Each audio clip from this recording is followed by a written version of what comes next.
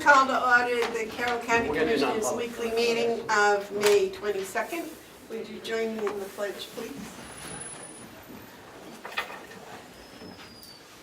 I pledge allegiance to the flag of the United States of America and to the republic for which it stands, one nation, under God, indivisible, with liberty and justice for all.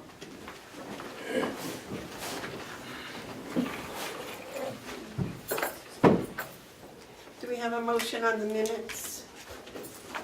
I'll move we accept the minutes. I'll second. Okay.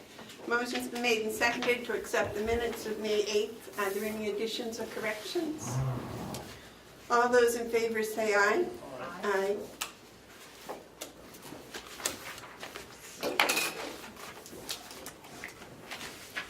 Well, where's the signature?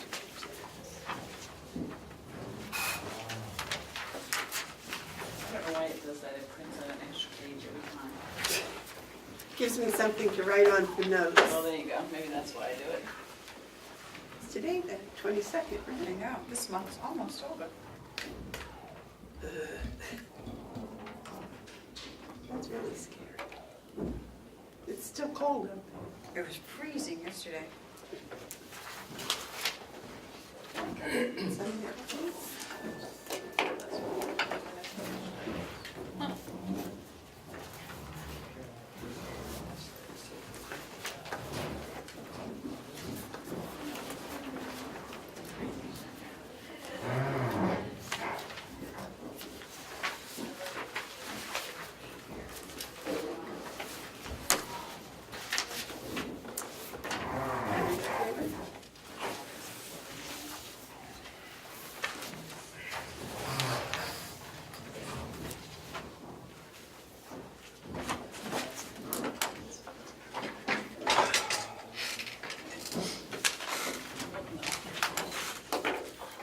We're going to rearrange the agenda just a wee bit. We're going to do the non-public first. David, would you read us in, please?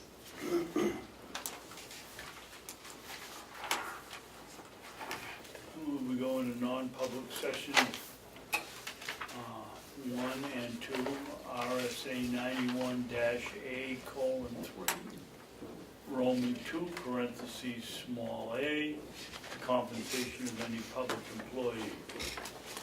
And section 3, RSA-A:3, paragraph 2, parentheses, small c, matters which if discussed in public would likely affect adversely the reputation of any person other than the body or the agency itself. Section 4, RSA 91-A:3, paragraph Roman 2, parentheses, small g, consideration of security-related issues bearing on the immediate safety of security personnel. Sections 5 and 6, RSA 91-A:3, comma, Roman 2, parentheses, B, the hiring of any person as a public employee. I'll second that. You want to do roll call, please? Commissioner Babson, Yes. Commissioner McCarthy, Yes. Commissioner Bevard. Yes.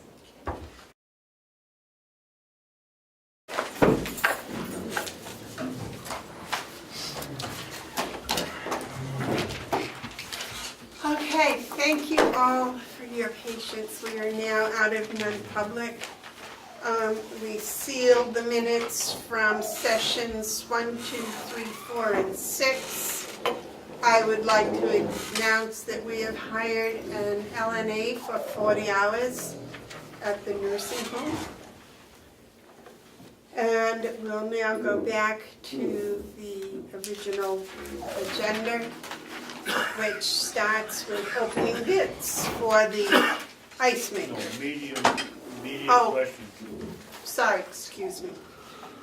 David is correct. Are there any media questions? Yes. thought I saw something about a county attorney hire. Are we getting a new attorney? No. That was an error. Okay. It was supposed to be in non-public, so. Okay. Any other media questions? Any public input? Yes. Have you come up with any ideas on how to cut the time of these meetings down as was discussed a couple of meetings ago? Okay, excuse me, I did not clarify. You need to state your name and the town you're from. Steve Brown, Wakefield. Thank you, Steve. We're working on it.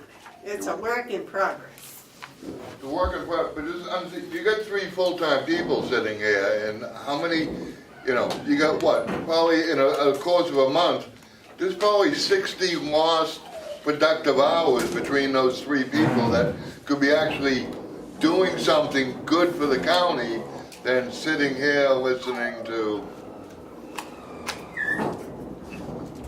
not a lot going on, if you know what I mean. I heard you, sir, yes. Thank you. Any other public input? The check manifest approval for the week ending 5/17 was $29,662.52. And there was no check manifest for last week. Okay, now the ice maker bids, please. Just one ice maker bid. Short and sweet. Hopefully. That's one. Showed up. Okay. Is this on the county website? Yes. It was advertised, it was solicited, and we only had one respondent.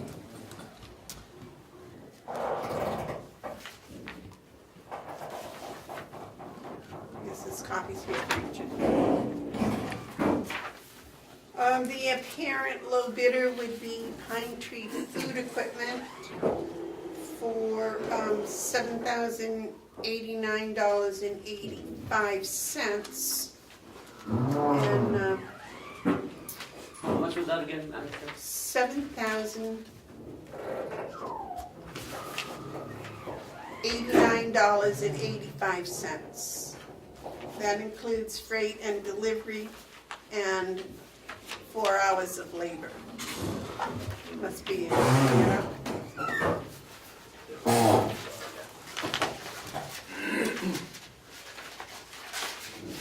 So you have a week to go over that, decide whether to accept it or not, and work with Ken, please. Yes, please.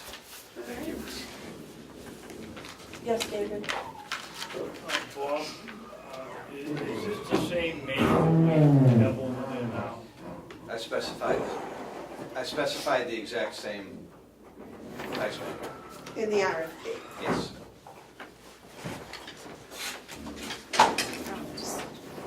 Okay, then we have a bid for the dryer. What, David, do you have another question? Yes.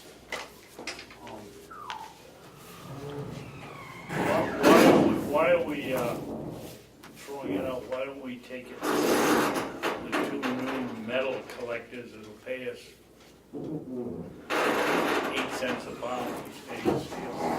Well, we can. I put it as an option in the bid that if there was any trade-in value I was just wondering why it was there, but that answers that. Thank you.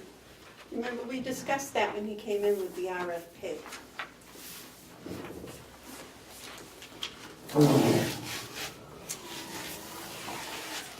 And I believe this is the dryer bid for a dryer for the nursing home and also one for the jail? Correct.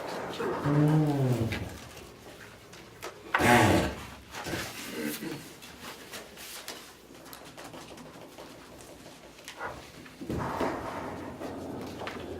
Look at this with you. I'll share.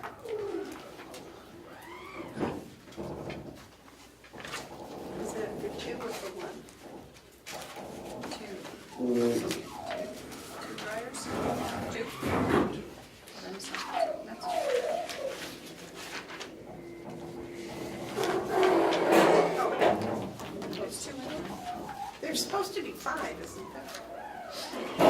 Just two. Copies. Oh, copies, yes, Sorry. yes. Should clarify when I make statements like that. I have just a silly question. Are they working on the roof, or are they working right above the ceiling? Yes. Okay. That explains it.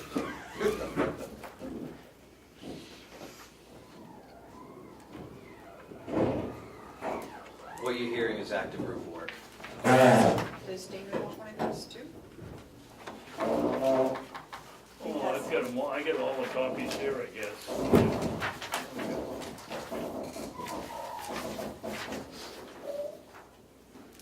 No, Well, that's, those, the rest go to Bob's. You're gonna put them back in the envelope for Bob.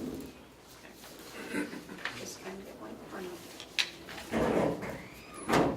We should read them out loud though. All right, David, what have you got?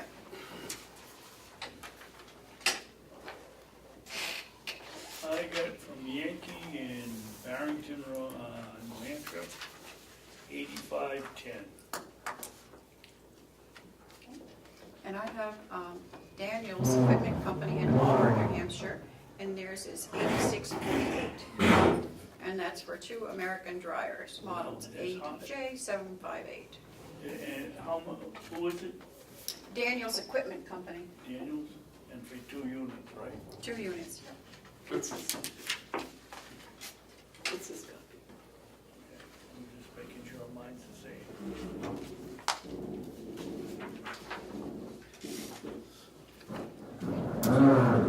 So I would say the apparent low bidder would be Yankee out of Barrington, New Hampshire at $8,510. Madam Chair? Yes. On this one from Yankee, it doesn't actually say 1 dryer replacement, little dryer, where Daniel's has,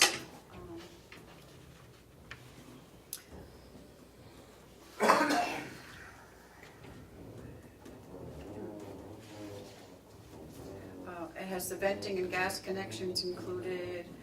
I don't know if this stuff is all included in the delivery and setup. I'm assuming removal of the old dryers. Credit for dryers is $400. I'm assuming, I shouldn't assume, but that this would have also that stuff included. It doesn't say that, so that's why I'm I'm asking. not gonna assume anything until I read Yeah. them. That's why we found out that we couldn't always pick the winner here, because it takes, the department head usually has to go back and sometimes has to make phone calls to verify what's being said, and then the administrator and the department head kind of come to a conclusion. Right, And they'll bring it back next week, and we can disagree if we Okay. disagree, but, sounds good. so if you want to pack them up, and Okay. you can keep your copies and just give the rest back to, I forget your.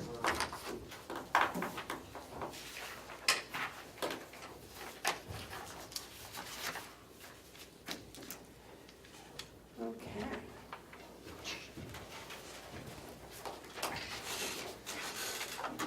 That was the dryer, right? There's that one.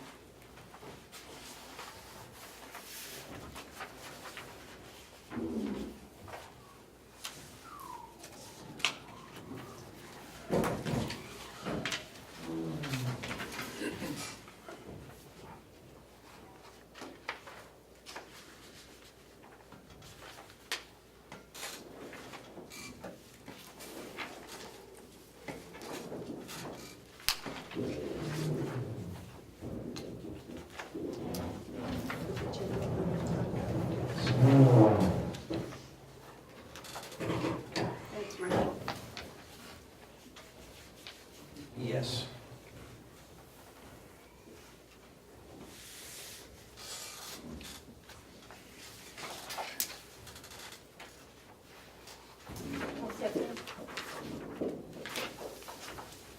Gotta take a close look at it. Well, no, those are your copies. No, my copy.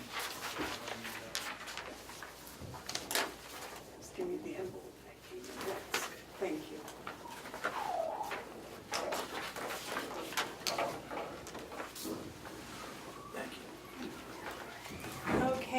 Next is the general linen contract, Bob. General Linen has a year-to-year contract with us, or an agreement, I should say. We put this out to bid, I think 2 years ago. General Linen won the bid, and they have presented another agreement moving forward, and they've held the price. The price has not changed. It's the same as it was 2 years ago. Same as it was 2 years ago, same as it was last year. I'm glad they haven't heard about inflation.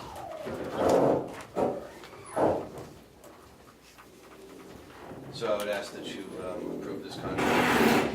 It's an identical contract, an agreement to the previous 2 years. With no automatic renewal. No automatic renewal. And a 30-day cancellation. Madam Chairman, you want to use mine so you can keep that on your copy? Well, I think you got the original? They're all copies. Yeah, they're all copies. Oh, okay. Sure. Thanks. Okay. I'll wait a motion to accept this. I'll second it. Motion's been made and seconded to accept the general linen service contract. Is there any discussion? David? How much did we spend with these people last year? I'm sorry, ma'am. How much did we spend with these folks last year? I'd have to go down. I'd have to go downstairs to get that answer. Is it $663 a monthly? That's the monthly agreement. Yep. I have throw rugs that I use in the wintertime. It's not in That's here. not in there, but they amount to $17 a month, and they're a seasonal thing. Yeah. It's on demand, so there's no timeline attached to it.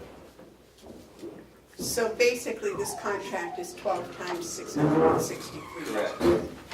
12 times $663.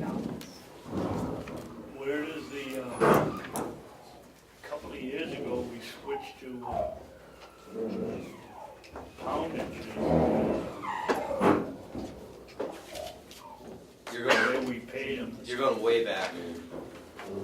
Before I started here, I can't speak intelligently to that because I never handled the contract at that point. I've been handling it under how you see it now. And I believe they do it by piece, not by pound. Currently, it's by piece. And they supply everything in the contract. Yeah, they do. And they adjust inventory accordingly. It's a good system. It's been working out well for us. Well, when we originally changed, it wasn't working out well for us No, I remember that, but it's been working out well since. Yes. So it would be almost safe to say that the money that you spent last year was approximately $8,000. 12 times 663 is $79.56. That's a fair assumption. Did you hear that?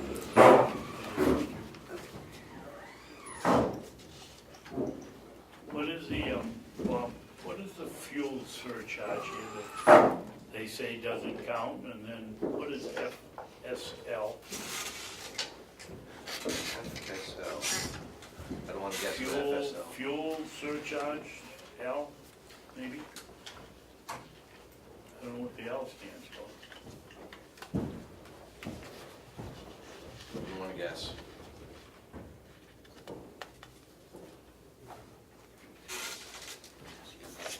I think that's probably just the abbreviation they use for their billing, or not. In this case, there's no billing for the fuel charge. You have any questions? No. Anything else, David? No, thank you. All those in favor say aye. Aye. Aye. Those opposed? Okay, and again, you gotta give me permission to sign this, please. I'll make a motion to give Amanda the permission to sign the contract for general linen services for 2000. Second. 19th. Okay, all those in favor say aye. Aye. Aye. Where do you sign it?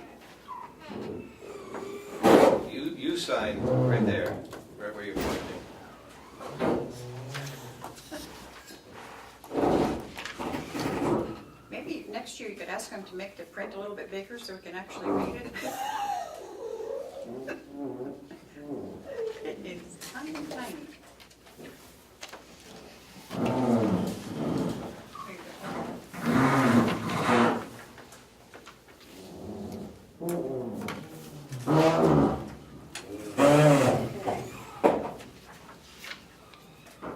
I'm gonna ask you to sign above that as well, 'cause That's why I was asking, it's- 'cause where do you it's not, sign? it's not clear.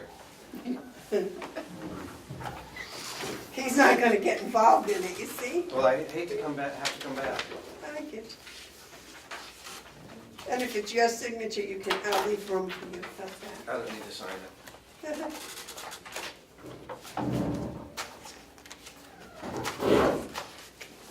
you go. Thank you. All right, is there anything else you have for us today? Just Siemens update. It's clear that they're doing the roof. Other than that, everything is pretty much status quo. They continue working on the HVAC and the controls. They've been focusing 99% of their attention at this building to get this wrapped up. And they piled the rocks over. out Yeah, there. I don't know where they took them, but I do. they're on our property. Oh, that's There are two big dump loads, trucks full of them. There's actually quite a bit over there. nice. And it's a small little keystone. And the generator should show up on site next week.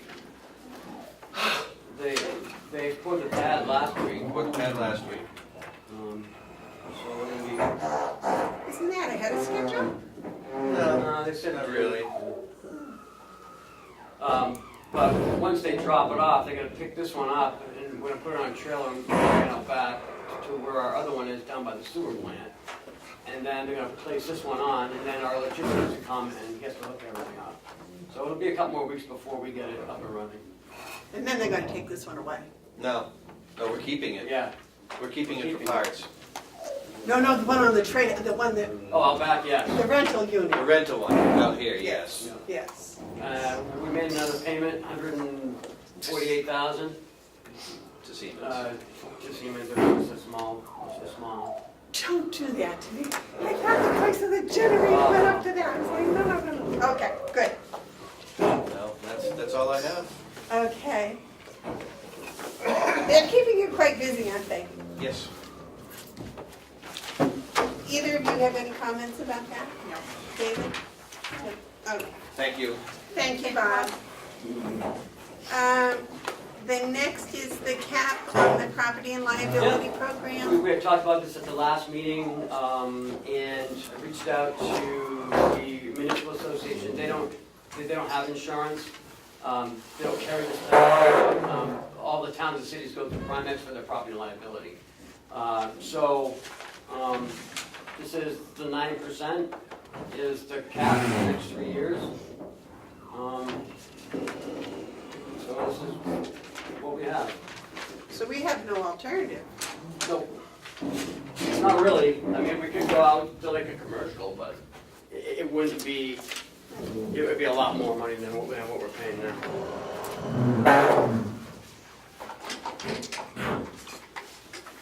So we have to do a motion to accept it And then sign it. Yeah. and then another one for Amanda to sign, or can it be together? We can make them both Oh, you together. make them all at the same time. I was gonna suggest that we make them all at the same time. Okay. I'll make a motion to accept the Primex, the cap assurance program for the next 3 years with a maximum increase of 9% and permission for Commissioner Bevard to sign the contract. Okay, the motion's been made and seconded. All those, is there any discussion? David? No? No? Okay. We kind of discussed this last time.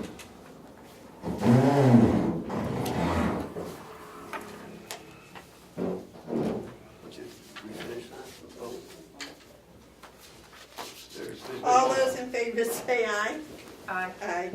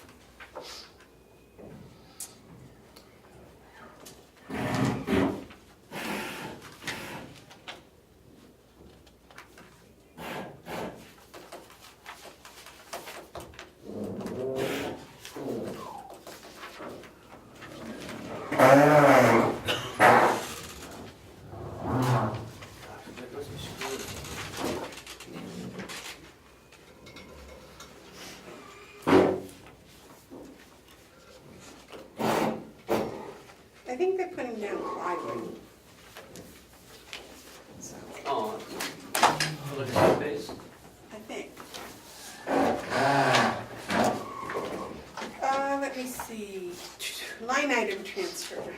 This is request number 3. For the dues for the Association of Counties. It was voted on in March, and it's $2,200 short from, there was an increase from last year. So we're short $2,200 in that line item. Oh, is that why there's a difference? Yeah, as you can see, I was going on the 2018 because that's what I had at the time.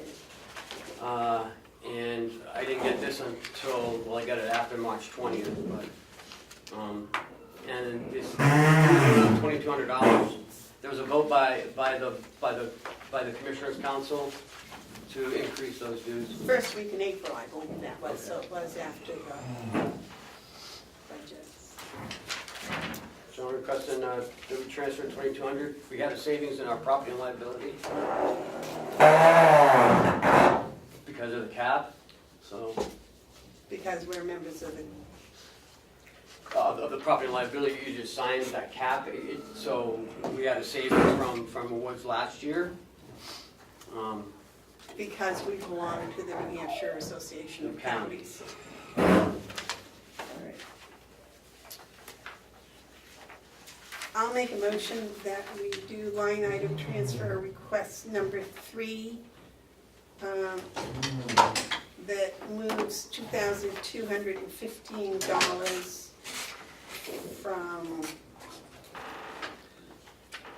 line item 1410209 to line item 140,100,037 dues and subscriptions. I'll second. Motion's been made and seconded to do request number 3. Is there any discussion? David?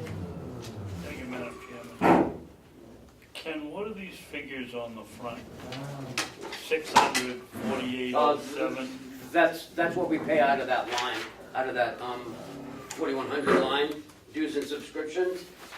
The New Hampshire Municipal Association, 600, Oh, okay. NACO is 4807, but that's what I was figuring on how I get the 6,500 in the line item. So, not only do we pay to join the New Hampshire Association of Counties, we're paying to join the national. It's $800, yes. Is that the $800? Yes. Is that worthwhile? Yeah, because if 100% of the counties belong to the National Association of Counties, then we get some sort of a. What's the last one? The New Hampshire Municipal Finance Association organization, it's $250. That's one that Kathy Armstrong belongs to. That's part of the New Hampshire Municipal Association, right? No, it's a separate, it's all like the municipal finance officers Oh, okay. belong to that, and they have like, law updates on there and, Gatsby stuff. Yeah, it's not exciting stuff. Okay, yes, David? Ken, with the reduction in overhead in employees in the association, why did our rate go up? The rate Would have thought it from, would have come down. I wasn't at that meeting, I believe you guys were and voted on this, but, I believe that, the rate went up because it's been at a low rate for the last 5 years. If you remember, in 16, we had a dues holiday, which only paid half. 2 years in a row. Right, and last year, Commissioner Hounslow made the motion that to only go up 5% or 15%, I can't remember which one. So that's why it was, we were paying at one time like 40, now it's like 3 or 4 years in a row. So it's back up to where it really should be. And when is the conference assessment for? Is that for the annual meeting? Yes. Or is that, Yes, that's the annual. so if we put it on and we're paying the expense, do we still pay $500 for that? Or we look at the conference that's putting it on, No, putting it on, everybody pays that. even if you're the county putting it on? Yes, and we are doing it next year, so we're gonna start planning. I was thinking of having up in North Conway.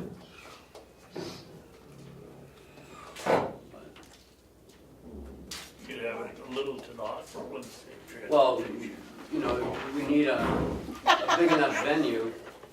Nasty, nasty, I'm just not gonna nasty. sit next to you next time, David.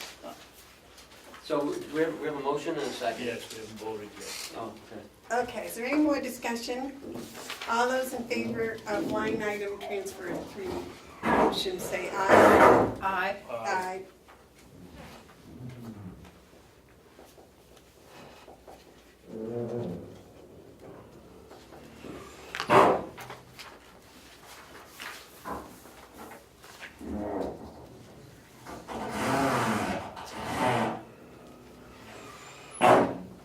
And thank you, Ken. Yes, ma'am.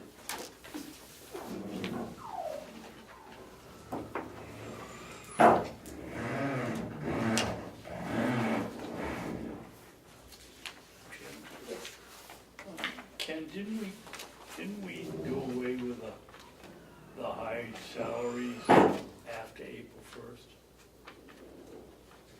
What? at the county, the Association of Counties? Did those people resign after April? No, before that.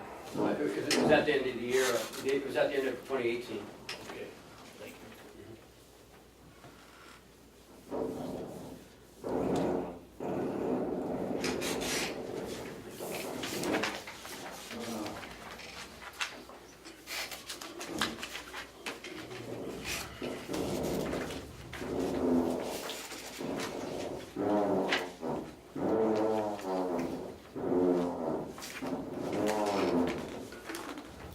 The next is the Affordable Assisted Living Facility.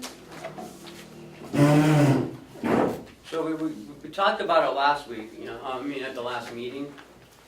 And so Howie wants to update you guys on something else. Oh, I'm sorry. The real challenge you have is assisted living is a very broad topic. And before going out for a request for proposal, I think we need to narrow it to what we really want, because our $25,000 will only take us so far. In a perfect world, we would want an analysis of everything. But I'm assuming, and looking to you for confirmation, that there are some critical things that we need to have, and once we decide that, that will drive a lot of other factors. The most important assumptions that I'm making is that we want it to be affordable assisted living. And just for discussion, I'm defining affordable as being Medicaid eligible for at least 50% of however many units there are. And that's arbitrary. I think it's reasonable, but I'm looking to you for confirmation for not to define it that it has to be exactly that right here and now, but that it's consistent with the general idea that you're thinking of. I think it'd be a mistake for us to get into private pay, high-end assisted living. Quite frankly, affordable assisted living, if we define affordable as being at least half Medicaid, doesn't exist in the county. You'll find a few beds, 14 beds to be exact in Tamworth, and a few others that pop up, but you don't find it anywhere in the state with the exception of 3 counties, Rockingham, Cheshire, and Merrimack, all have an assisted living component that serve Medicaid eligible people. Completely? They're virtually 100% Medicaid. I'm not suggesting that we lock ourselves into that, because that brings us to number 2 in what I assume is a criteria, is that you're not looking for this to be taxpayer subsidized.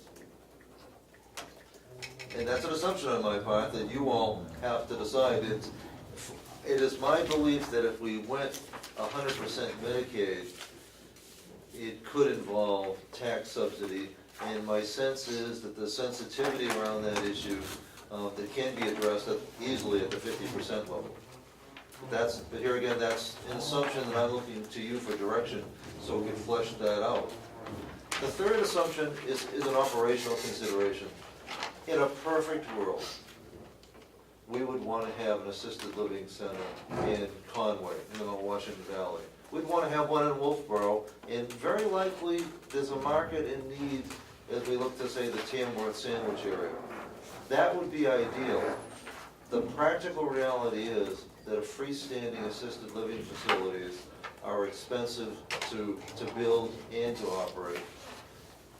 The only thing that makes sense to me, if we're looking to be affordable and not be a burden to the taxpayer, is the simplest and easy way to build and operate, which would be adding on to the building that we have, that was actually designed to be added on to.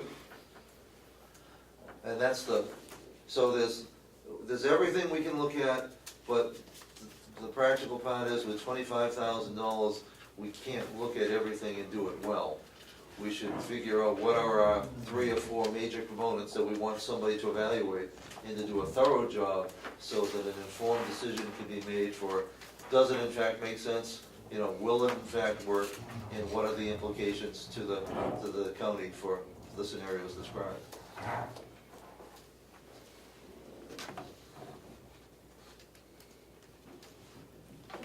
So what I'm looking for from you today, if you can, is, are those assumptions reasonable? What I'm looking to see when we say affordable assisted living, how are you defining that? I have a question for you first. These 3 or 4 major components that you're looking for from us, can you give us kind of some examples of what those might be? Well, the first one would be defining affordable as being Medicaid eligible for 50%. That's an assumption that I've made. If we want it to be affordable. Correct. And that's what I'm recommending, and it's been a basic part of the discussion from day one. That we want to serve people that are not being served and will not and cannot be served by anybody else. The second is, I've made the assumption that it is not something that you want to be subsidized, that you want it to be self-supporting. After it's constructed. After it's constructed, but even to and including its construction costs in debt. Well, and I'm not going to try to prejudge the entire delegation. There are 15 people there, and there might be 15 different perceptions, but I'm not sure there's a general willingness to want to increase the amount to be raised by taxes. So my assumption is that this would for it to be viable and to be supported and approved, would have to pay for itself. And I think it can at the 50% level. I don't believe it can at the 100% level, so I'm being practical up front. And the third is that in order to do that, the focus should be on adding on to our existing building rather than looking, as desirable as it would be, to deal with remote sites. I also dealt in my May 20th note with you, questions were raised about demographics. Very insightful questions were raised about demographics, because it's simplistic to listen to the general information and say there's a silver tsunami happening and we can't build enough fast enough. It's not that simple. There's actually a period that levels out. Part of the graying of New Hampshire isn't necessarily all about more elders. It's also, statistics don't lie, but liars don't, figures don't lie, but liars figure. The statistic about the graying of New Hampshire also has to do with the exodus of young people. When enough young people leave the state, and they are leaving the state, it has the effect, statistically, of making us older. And that's a factor. There's actually going to be a flattening in the number of 85-year-olds that we've just started for about the next 10 years, attributable to the Great Depression and World War II. There weren't as many babies being made in the Depression and World War II. That of course changed in 1945 as the troops came back. But right now, we're dealing with the lack of 85-year-olds during part of that period. It's not going to affect us at the nursing home because we cater to people who other nursing homes might not cater to. We have a high Medicaid census, and that's a good thing. So at the nursing home level, we'll be protected. At the assisted living level, those baby boomers have just started in the past couple of years turning 75, which is the prime age for assisted living. Another thing that the figures don't say has to do with the economic profile of the boomers versus their predecessors, the greatest generation. The greatest generation benefited by property and appreciation in homes. The homes they bought for $14,000, they sold for $200,000. That didn't happen with the boomers. The boomers are going to have less money, which means there's going to be a significantly greater portion of them who will be Medicaid eligible and will be underserved and underprepared to meet all of their own retirement needs. And makes it more important for someone, and there's nobody else in the private sector. The state reimburses assisted living at $51 per day. No private developer will touch that. So you'll see, you can say, well, we should just wait for the privates. Well, they're doing that in Rye, in Northampton, and in Portsmouth. They're building high-end assisted living centers that are wonderful for those that can afford the $5,000 a month that it costs. Many people cannot afford $5,000 a month, which translates pretty quickly into $60,000 a year. That's not what we're talking about here. We're talking about people that their only assets that they can bring to bear would be Social Security and a very modest state subsidy. Well, you've just laid a whole lot of work on us, sir. Well, the work should fall on me, but the decisions or the ratification, am I thinking the way that you're thinking? Because if I'm not, there's no sense going further down the road. Or if there's another direction, this is a good time to turn me around or add an aspect that you want considered or reviewed. I don't want to get too far out in front of you. Well, that's a lot for us to think about and to come up with 3 or 4 major components that we think the feasibility study should cover. Let me ask you a big one. Do you think it should be taxpayer subsidized at all? I mean, be designed with the intent that that be a result, because that changes a lot of things. Because it opens up a lot of things. If this could be supported by taxpayers, a site in Conway could make sense. But David? Oh, Ken. So, we're already subsidizing it already, or a portion of this in the VAS line. Right? And so, what I've also given you the New Hampshire State Plan on Aging. Good information in there on the demographics of what the state is looking at. Maybe we could after we read this, look at that as well, and maybe some of their, you know, some of their choices that they're studying currently might be the same that we may want to study. So I don't think you don't want a decision right this minute. No, I hope not, because that one on the aging's gonna take me at least a week, if not two, to digest. It's not really even. that bad, but But it is good information.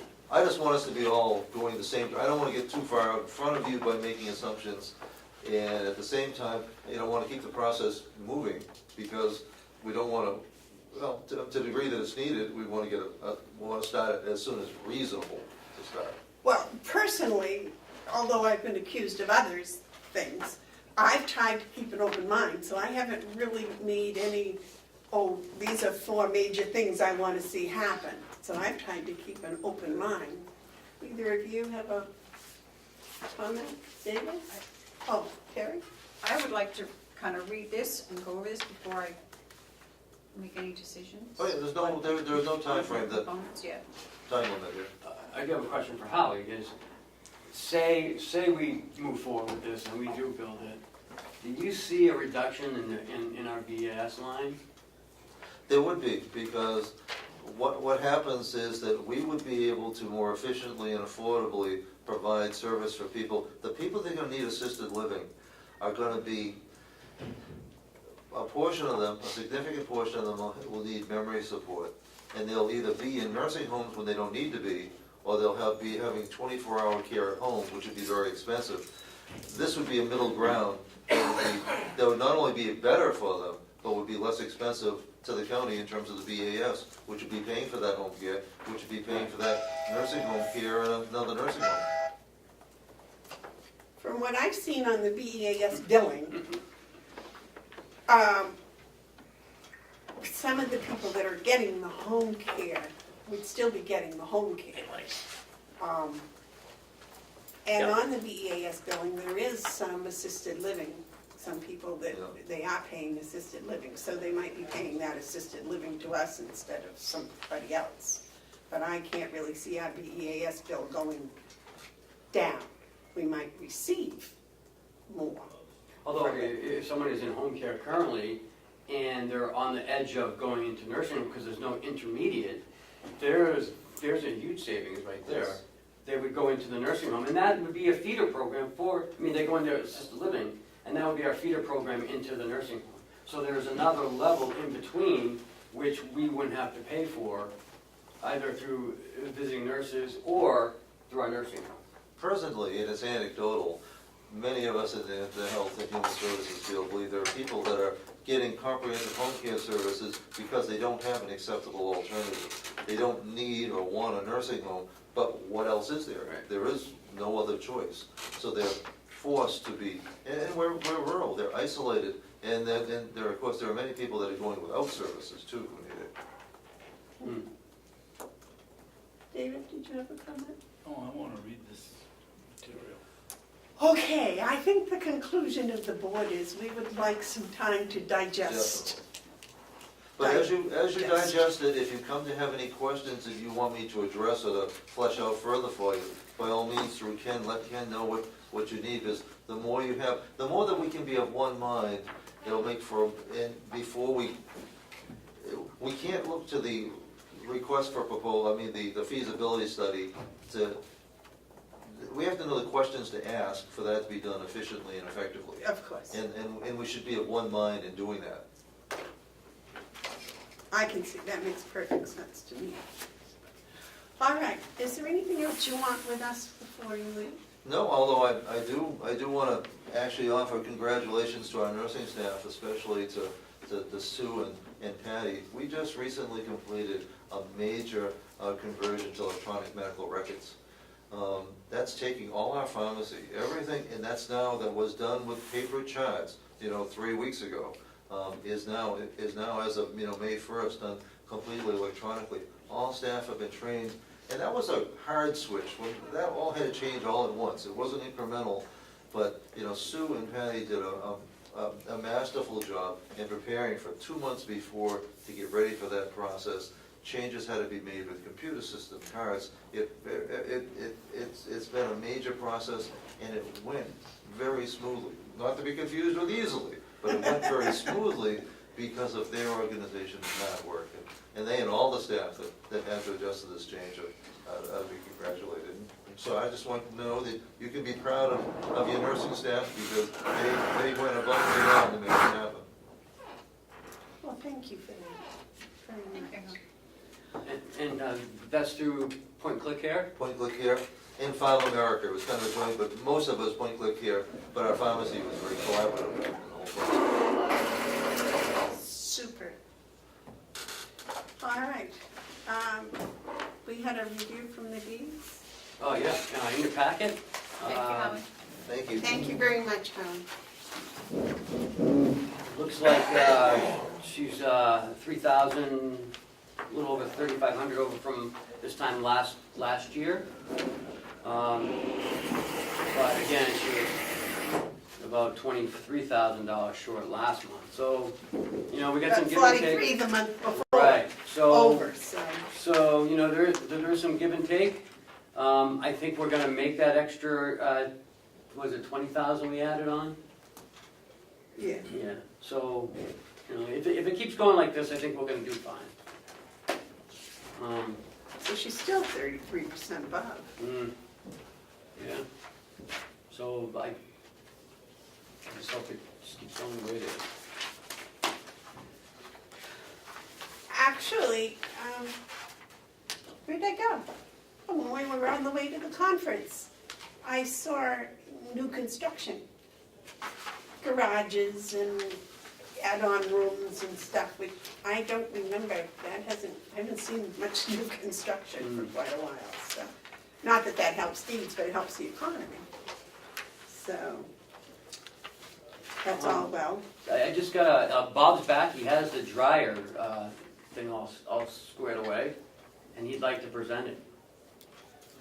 Can we do that? I thought the policy was 7 days later. No. Okay.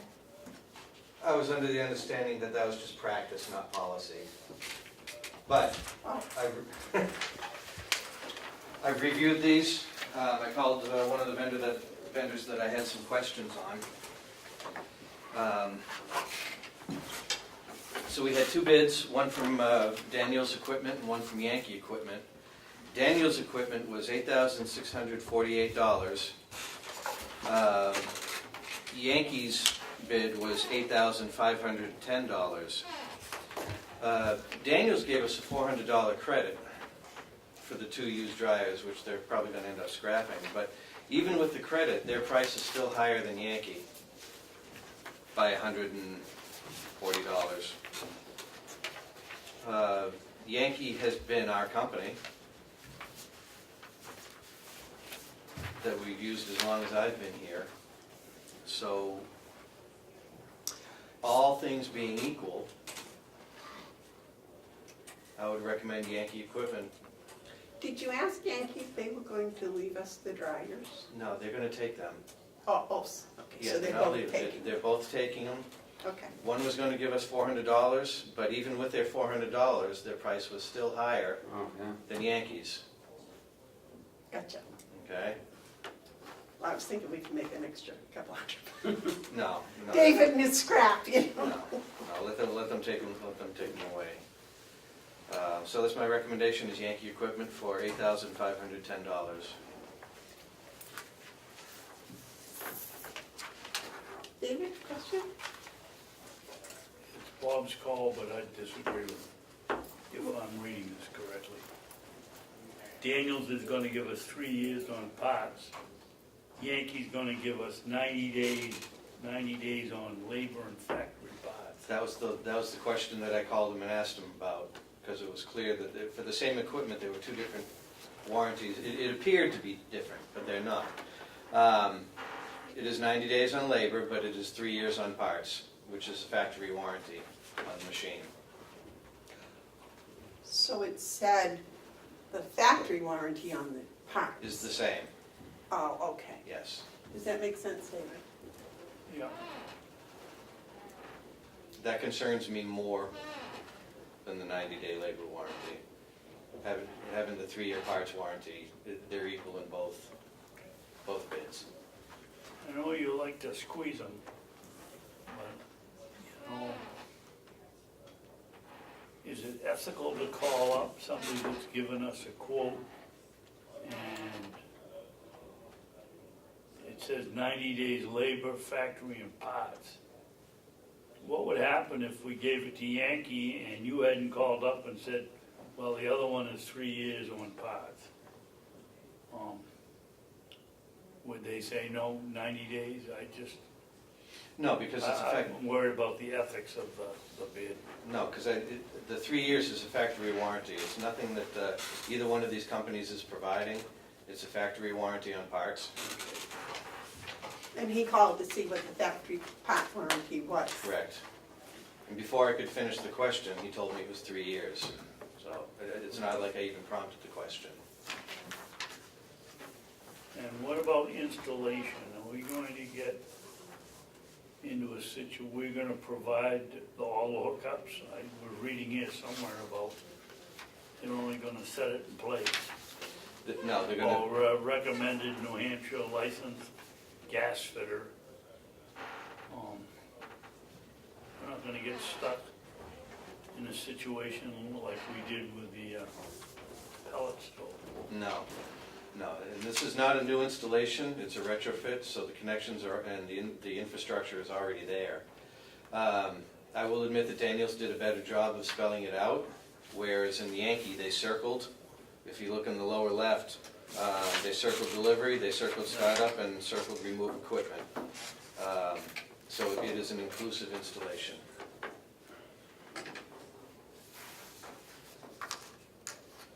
Both are propane. Yes.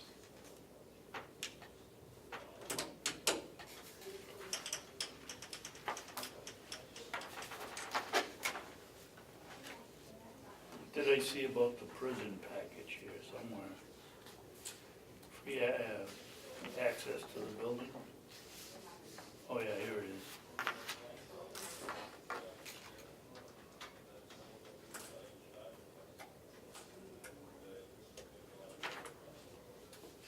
Okay. You want to make a motion on his preference? So he's all motioned out. So what, we need a motion to go with Yankee, is that what you? Yes. I'll make the motion that we go with Yankee for the purchase of the 2 dryers for the amount of $8,510. We usually put in that phrase, not to exceed. No, not to exceed. $8,510. Okay, I'll second that. Is there any more discussion? All those in, yes, It is budgeted. This is under our budgeted amount. That helps. well, it's under what you budgeted. Mhm. Yeah. Oh, that's what you just said, isn't it? Okay, the motion's been made and seconded. All those in favor say aye. Aye. Those opposed? Okay. All right, Bob. Oh, again, you need to give me permission to sign. I'm sorry. I'll make a motion that we give we give the chairman permission to sign the purchase of 2 AD-75 8V American dryers. Cheryl, that's 758.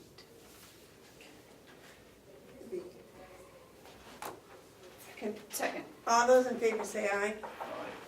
Aye. Aye. Aye. All those opposed?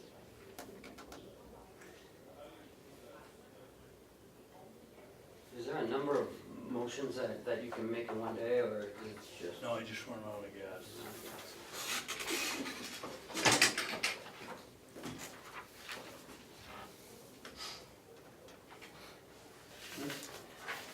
Thank you for coming back so promptly with that, sir. Glad I got the answer quickly. Thank you.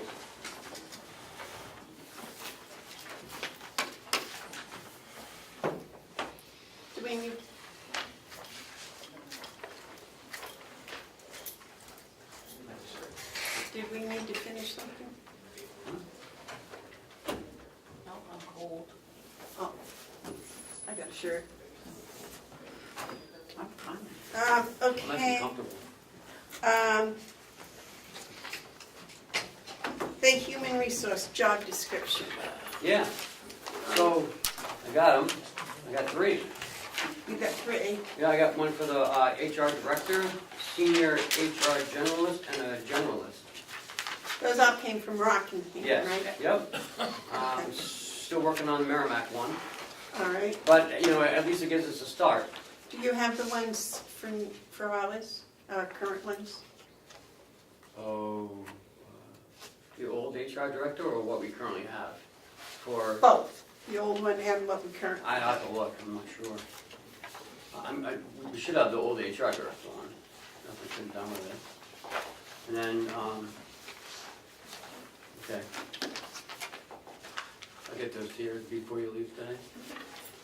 That way, at least we can start on them, Okay. But the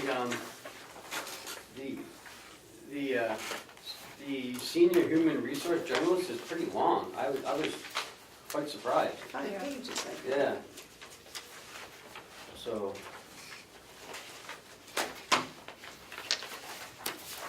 And she told me that they're currently going through the other 2, like they did the senior. WDY is different. It's so long. Yeah. But I decided to give that to you guys to work on. And you'll get the ones that we Oh, have yeah. currently on Yeah. file. If I have that on my list. I think Jess was asked to get job descriptions for everybody so we could have it in the commissioner's office, so we don't have to keep getting pieces and, Although that machine we have in there is not a copier, it's a printer. It doesn't copy. Or at least I don't know how to make it copy. I don't know what the hell it is. I think it's just a printer. Just a printer. Yeah. Okay. Yellow folder? Put a lot in there. Here's the Bill's report from May. She will be closed on Saturday. She will not be open.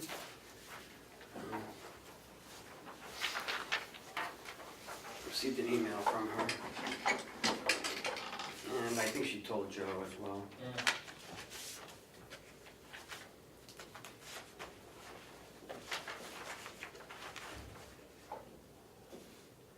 Oh, she got her new laptop, good. Yeah, I have a check right here.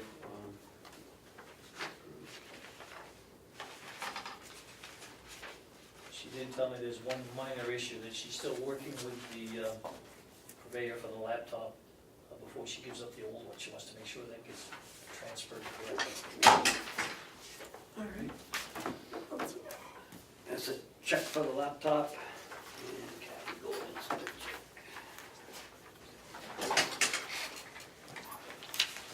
Yes, sir. Madam Chairman, when do we, now that we have a assistant in our office, when can we start going forward with our program to do the Hales work here? And We got a lot of work to catch up on, so I would say maybe end of the year, so for 2020.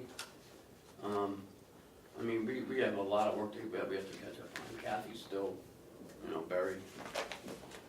I understand that, but let's not get to December 1st and start doing it. I mean, this is more important, right? Getting us up and running is more important than Hales. Hales has someone currently, and we will review that, I guess. I mean, we have a new board, so I don't know if that changes anything. True. So I guess we'll see.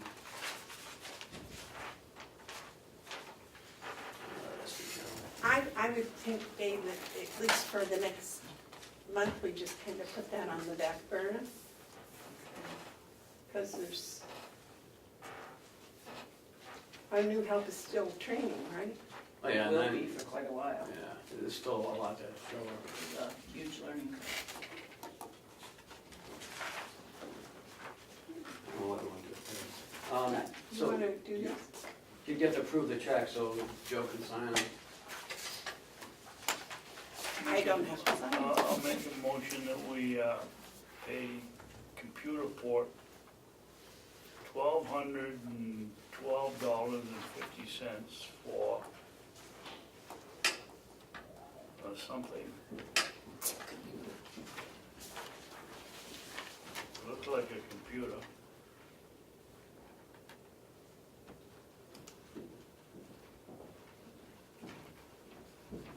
Where are your grandchildren where you need them?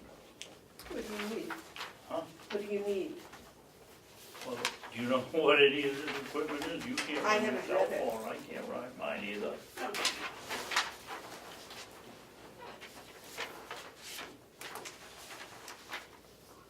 Looks like a computer. It is. It's a display laptop. It's got a processor. It's got an Intel 7200. Got a cell phone in it. Yeah. It's Bluetooth fingerprint reader. That's for security. It's got Windows, Microsoft Office. And it was installed. I'm not sure exactly why you install a laptop, but, oh, he updated everything. When he got the Windows and all that all was put in and all updated. Those are all programs that you have to buy when you buy a laptop. So it's computer and programs. Did you make the motion to pay that? Yes. You want a second? I'll second. All those in favor of paying for the computer and software updates, say aye. Aye. Aye. I won't make that motion.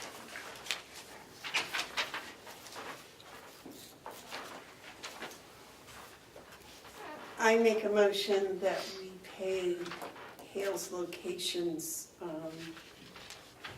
administrator, I guess is her title, is that her title? $1,000, her monthly pay, I'll second. $1,000. All those in favor say aye. Aye. Aye. Ooh. It looks like there's a new resident at Hales. Did you bring any kids? I don't know, just says, have a request for a veteran's exemption.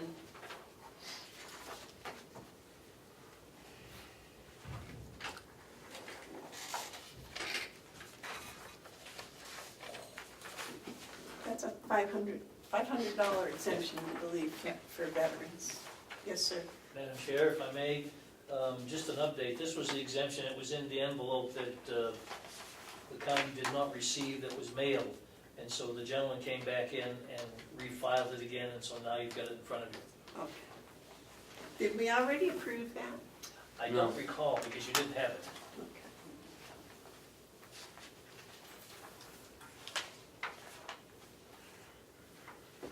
I'll make a motion that we approve the exemption for James McLaughlin of 46 Samuel Hale Road, Samuel Hale Drive, Hales location. I'll second. Motion's made and seconded. Are there any discussions? All those in favor say aye. Aye. Aye. I believe you can sign it. I have to say? Well, I think the board has to sign it.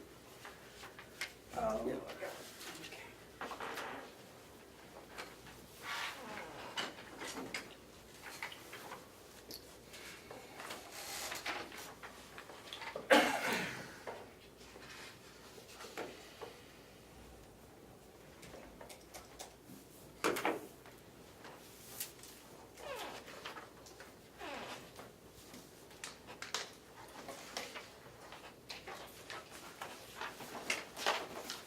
Print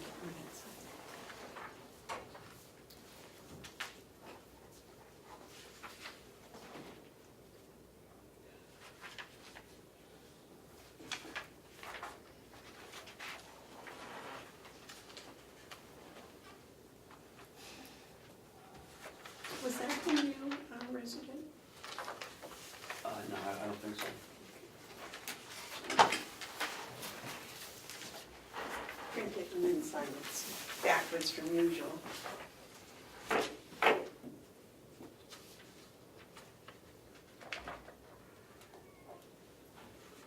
Anything else in the Yes, yellow? here's the, look, you get the tax warrant for Hales for a total of $117,306 for collection of taxes.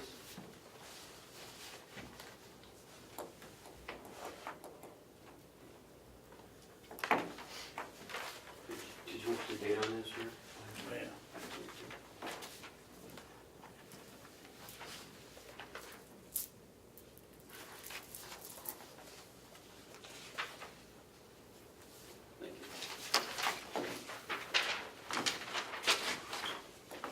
Okay, so that's to ask her to collect the taxes and transfer them to the state, right?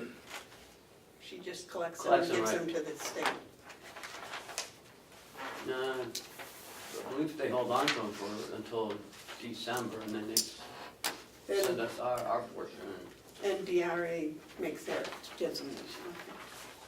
Oh, that's what Joe does, is treasurer, right? At the end of the year, he does, yeah. So there's on this. Well, we gotta have a motion to accept it first.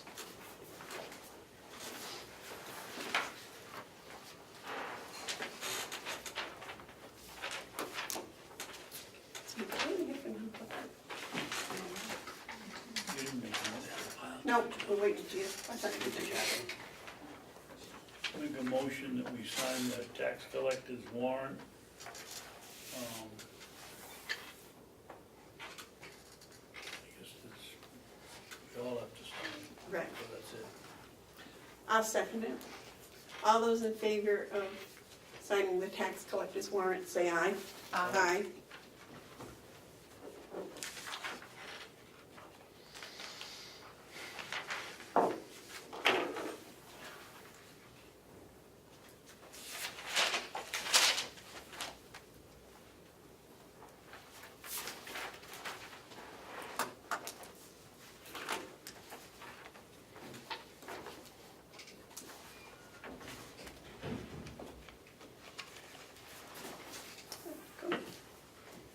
Anything else in the yellow folder? Yes.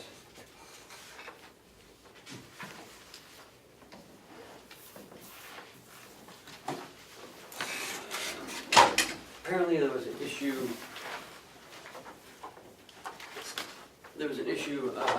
last week of printing checks. So do you want to explain it to the commissioners? Sure. I don't have a printer to print checks on in my office, so I use Kathy's. And last week, when I went to do the checks, it wouldn't print them. And there's no way for me to fix that. Kathy has to be here, and she was at the conference. She has to go in, because there's a glitch. It doesn't run properly between my computer and her printer. So to avoid any of that happening again, so that I can have control over when those checks get printed, I called Mark Porter, and did we make copies of that? No, I just Okay, had and one. he has reconditioned printers, and he's offered us one at $150 to buy the printer and have a maintenance package that will cover everything else at, was it 1015 quarter per of a copy. penny per copy. So I'm thinking, if you need one, we can ask him if he has two of them, and we can add them on. Because Could we discuss once again about having the printer print the signatures on the checks? yes, We discussed 2 years ago about, instead of the commissioners sitting here and live signing all the checks, that like a lot of the municipalities, the checks get signed by the computer, and then we have a Manifest. manifest. And we just go through the manifest and check them, and then that's what we do, is sign the Sign the manifest. So instead of spending a couple of hours signing checks, it's just a matter of reviewing any questionable stuff and then That's the way all our payroll checks are done that way. Joe receives the manifest, and he reviews the manifest and signs up in the manifest. The checks are printed with my name on them already. Right. We had talked about it last year, but there was, 2 years ago. oh yeah, 2 years ago, when we first went to checkmate. And there was discussion, and there was some that didn't want to do it that way, they wanted to still sign the check, so. Well, I thought there was a problem about the cost for having it done. It was gonna cost something to have Well, that there's done. I think a $150 setup fee, but after that, there's no cost. I know Commissioner Babson didn't want to do it, and I don't think Commissioner Halsell did either. That's why it didn't advance. That's my recollection now. David, do you have any comment on that? No, I think signing the checks and looking at the invoices is part of the job that we do and get paid for. I won't vote for it.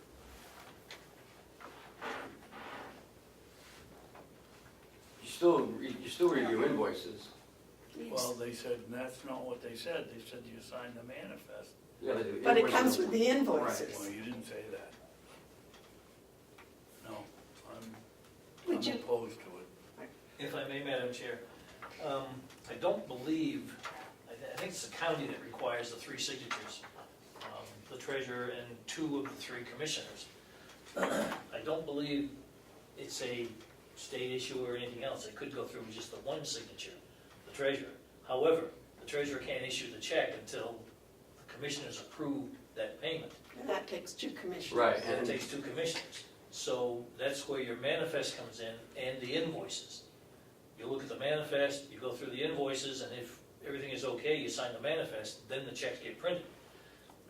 And I think that would be a lot simpler system than obviously what we're doing at the moment, which is proven by the fact that we do it with the payroll. David? So what's the problem? It takes 10 seconds, 5 seconds to write your name on the check? It's not that it takes 10 seconds or 5 seconds, but today, for example, I've got, or we've got, I should say, I'm gonna estimate, how many of these are paged, 50 or 60? We've got probably about 120 or so, 130 checks. So it's taken a couple of hours to go through those checks and sign them. Whereas looking at what I'll call a manifest, that's what I'm looking at, or would look at, compared to the invoices, which is the same thing. It's just that you don't have to everybody has to take the time to take the extra step to sign the actual checks. So how do you know if the credit card is correct if you just look at that and see a figure? Because I look at the invoice of the credit cards, and I see what the total is, and I check the total against the manifest. Yeah, but we've got maybe 15 pages of That's right. bills. So I take the time to go through those 15 pages of the invoices, is what I'm saying. Just the same as we're doing current. The only different step is I'm saying, okay, I don't know as you need 3 signatures on the checks and take that additional step. You're still gonna do your, Excuse me, Joe, we got a propane leak in here? No, What smells? glue. They're heating, Go ahead, I'm sorry. getting adhesive down on the roof. what I'm suggesting is that you still go through these actual invoices. And you look at each page and each item. Each one of these groups, if you will, the credit cards, for example, has a total on the front page per what Cheryl does to tell you what the total is that the check's gonna be made out for. At the same time, I'm looking, as we all are, at each individual page of those invoices to see what was used on the credit cards. If I see something that's out of the ordinary, that's when we raise a question, that's when it gets pulled out the same as we do now.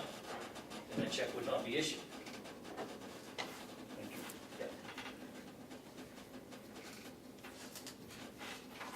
Well, something to think about. I do think it would be a simpler system in my mind, but that's just my opinion. Well, all the towns seem to do it, I believe. All the counties I know of that do it. Right. They don't sit down. Think about it, we'll talk about it next week. That way you can do any research and talk around to different counties and different towns and see how they do it. why they do it or why, whatever. So we're back on the porter. So it would cost us $150 to buy this printer and .015 per copy for the maintenance agreement. That's the toner, the parts, and labor included. That's what our current, that's what our current one is. Now, you mentioned today that yours doesn't copy. The ink for those are $149. Well, I think that's why ours is just a printer, because we can print things. If I'm printing something off the internet or off, that I want everyone to see, I just make 3 copies. You had a question, Dave? Yeah, why don't we, I think the units look the same, why don't you take our unit downstairs, look it up and see if you have the same problem that you're having, and then if we have a problem, then if the same problem occurs, it's the machine. Well, then you won't have one. Is that what you're saying? You don't want one? No, but for the amount of times we use the copier, we can walk downstairs, take the elevator. I don't know if that's it. Yeah. Sure. I'd probably print one copy a month if I print that much. But you're not the only person in there. Well, not only that, you've gone through many copies this past month, because I was chopping the paper off the long papers so you could have paper to print. And every time I went in, there was only 1 page left. I wasn't using it. Well, somebody's been using that. I think that's true. I've been going, I pick up my paper from Jesse.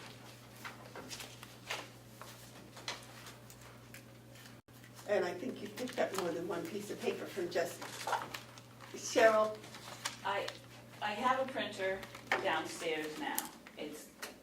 We have to pay, like Ken said, like $145 a month for ink for it. So this is just a much more economical way to do it. And then we have Mark, if anything goes wrong, they're very good about coming in and fixing any of those glitches so they don't happen again. Other than trying to, I mean, it's either way, I can do it either way, it's up to you guys. But when we rent their computer and they charge us so much a copy, they take care of all the ink and all the repairs and all of the miscellaneous. Right. Is that correct? Right, and there'll be no payment on this, it'll just be $150. We'll own the machine and he'll do all the work. We're not, this isn't one we're gonna lease. 'Cause But it's he'll a- still do the Mhm. print, the Mhm. ink and all of that? Yeah, How's he do that? he refurbishes them. When he brings them out of a business or whatever. But he's not gonna charge us for the ink? No. That doesn't make any sense. Well, Well, that's yeah, in that's that 15. It's the .015 cost per copy. That's his maintenance cost, Right. which, oh, okay. So we own the machine, Right. but we're going to pay him that much to maintain it. Okay, gotcha. All right, now that makes more sense. I'm sorry, I missed that the first time, Cheryl. So it's how much per copy? .015, so what is that? Like a quarter of a penny? Not even a quarter of a penny. And that's per page. Now the checks go through, how do they go through? Yeah, per they're page. only on one side. Yeah, but is there only 1 check per page? Yeah. Yeah, Okay, all right. So per copy would be also per check. Gotcha. And $150 to purchase. yes.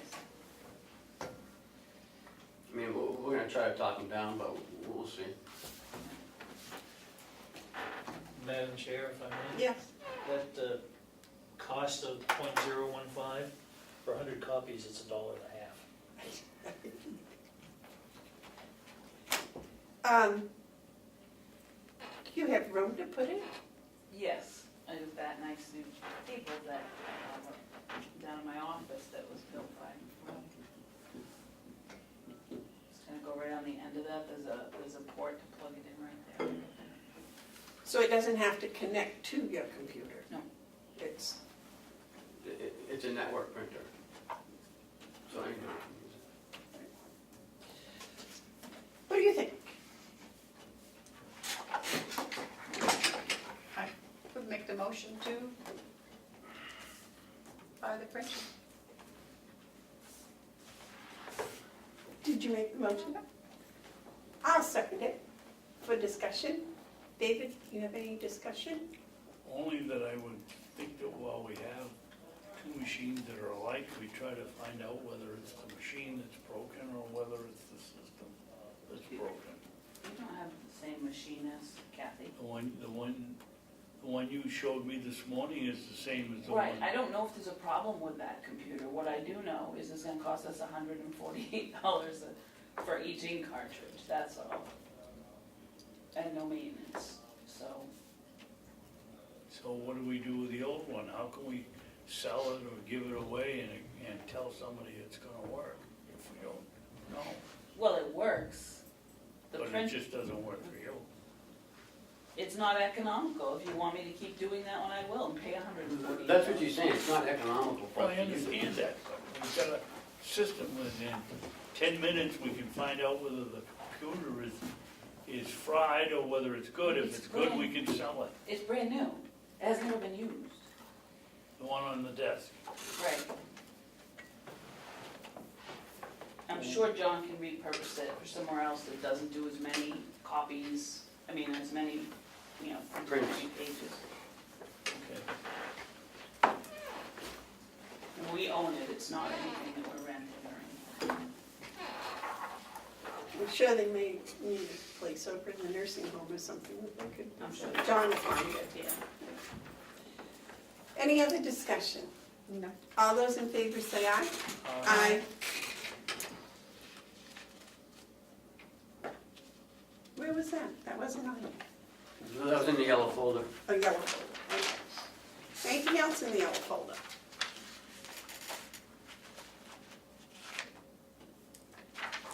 No. Okay. Administrator updates. Future training schedule. So, our first CCLA class is completed. We're looking forward to the possible new class. I met with Nick while we were up at Primex. Did he tell you I spoke with him? Yeah, I think that's a great idea.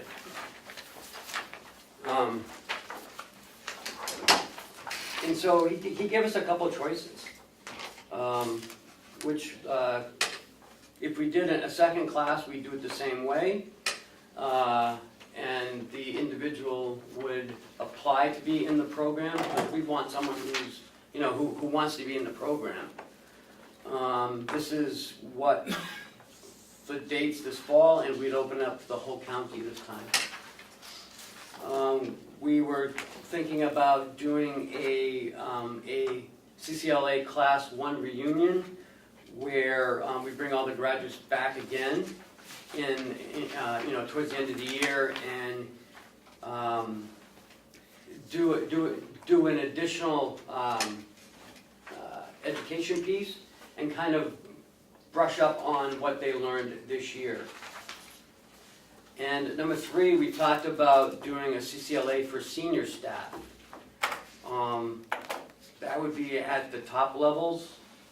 It would be a 6-hour program or 2 3-hour sessions. So we've got some things to think about of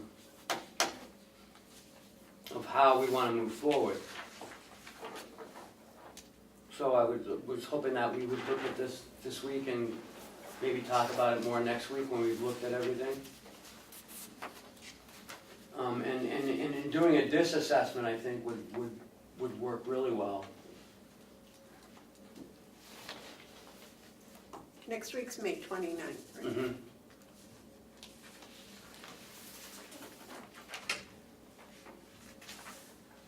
I tell you, Hales is closed on Saturday. It's been requested that I try to get the agenda out on Friday. I will do my best. Most of the stuff though comes in on Monday and Tuesday, so I guess I could do an initial agenda for what I do have, and then continue to add to it as we go forward. We didn't have a meeting last week, so I did have, quite a bit that was on the list.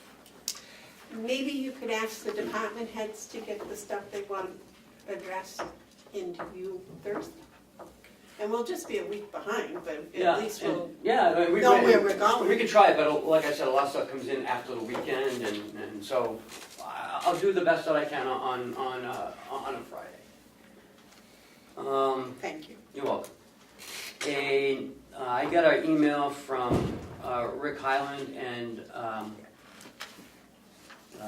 Knox. Steve Knox, asking me if I wanted to be on the Albany Broadband Study Group. I told him I would, but I'd have to ask you first. I don't mind being on it. I don't know.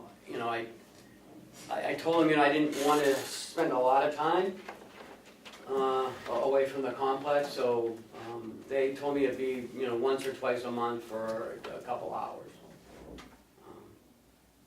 So I'm just running it by you that it's something I'd like to do. Just try it, see where it goes. He said he has someone on the delegation. Jerry Kennard is on for the delegation, I guess. Have they got a focus yet? I don't know. I don't know. I know when we were in Sandwich seems to be one to join on with them. And I know Eaton's on board, Madison, and some other local towns. They're trying to get all of them on board, even the southern part of the state. So I really don't know until I go to the first meeting. I mean, I went to the last one. I mean, we all went to that one. Well, Terry's been to 2 of them, right? Yeah, and all of them, yep. I don't know. Kind of what their focus is. If their focus is going to try to do a county thing. I think that's what they want to do. Because they said, the more towns that join, they think that it'll be more economical and easier to do, well, like they did up in Vermont. They had like 23 towns or 43 towns. I think part of it, there's a bill, isn't there, down in Concord about letting several municipalities get together and get a grant together. And originally, the original meeting that Terry and I went to, they were talking about the county being part of that. So, but then I kind of heard it splitting up into more towns. After the Chesterfield decision, I think that's when they decided to go on their own, but get the towns together. Because only the county at that time could bond it or. Right. So I would think if it's county-wide and county focused, then that would only be sensible that you would be on it. But if it's a few towns, I'm not sure how that would work. You have an opinion? I thought that Sandwich indicated they were almost in 2 groups. One with Albany and one somewhere over in Meredith. No, what they said was they had their own study group, and they were looking at that, and then Albany contacted them. So they have their own study group, and then they're now joining with Albany, is what I understand. A member of that study group is part of this group. Yeah, that's what I get out of it. You have an No, opinion? I think if it's something that Ken wants to do, I mean, I don't see a problem. But Again, as long as it's county focused. as long as it's county focused, yeah. Okay. I know, I have seen orange wires in all kinds of I've different been places. looking at that Yeah, I now. see that, yeah. You know, is Brookfield got broadband? Not much. but it is there. It's up my road. That's it. Yes, sir. Before we leave, Hale's location being closed on Saturday, when does she plan to stay open and make up the hours?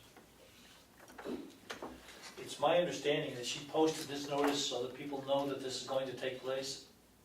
That's fine, but once you were paying her to be there for so many hours, and we've had an ongoing problem with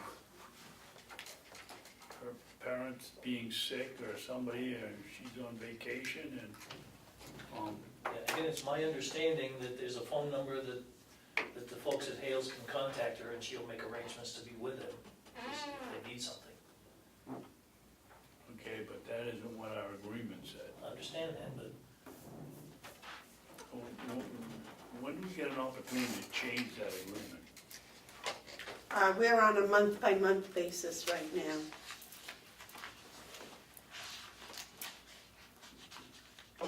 I think we ought to take a look at it. Well, we can ask Ken to put it on the agenda for next week, or, yeah, next week. Okay, Then maybe she can, you just send it out to us and we'll read it. Okay, so you want to send out her agreement? Take a look at it. okay. Any other administrator updates? Commissioner updates? David? I was approached a week ago, I think, by Mr. Drew, and wanted to know whether we'd give up the garden by the high tunnel. And I said I'd have to check with you, and we discussed it last week and decided we were going to offer them some land over by where we cut the wood. Do we have any idea whether we're gonna plow it on Thursday, so do you have any idea whether they're gonna use it? You're on the planning, the land thing. Well, as I replied to your text, I spoke with Dale yesterday, and he's going to get back to me as soon as he finds out size, shape, etc., and what their specifics are. Okay, well, they're gonna have to plow it themselves Okay. if they don't get an answer by tomorrow. So, can I ask a question? Where are you putting this? Over by the wood pile? Over by where go out the road, go over the little bridge, and then Willie set out in that area. Is there water out there? I thought you were going to put it down by the blueberry patch, Where there's water? That's what I was recommending. where it was too wet to hay. Well, this was Willie's recommendation, so. Got a pond and a little pump, you can pump the water out there if you want. There's no electricity out there though. Well, how do we run those stuff in the hoop house? Well, yeah, but that's on the other side of the pond. I don't know, I just think it makes more sense putting it down by the blueberries, that way they're right there anyway. Okay, Well, let's find out if they still want to do that, or what the situation was.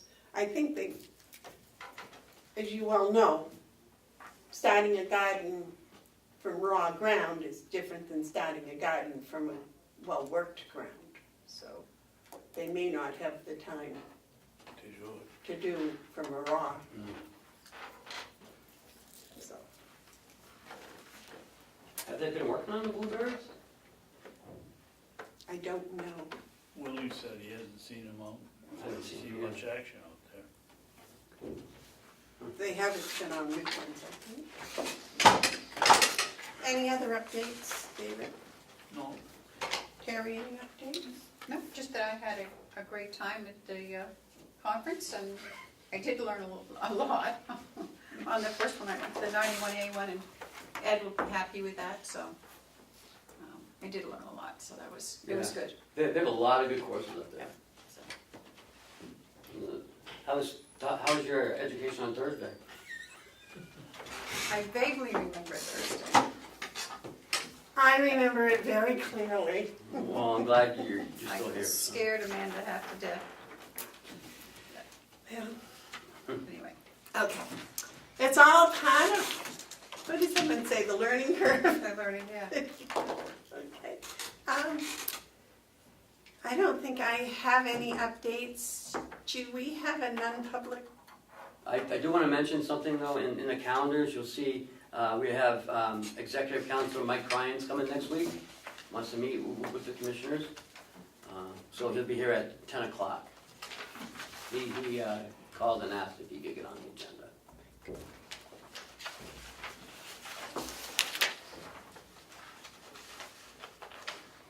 So maybe we can ask him why, we only get crumbs.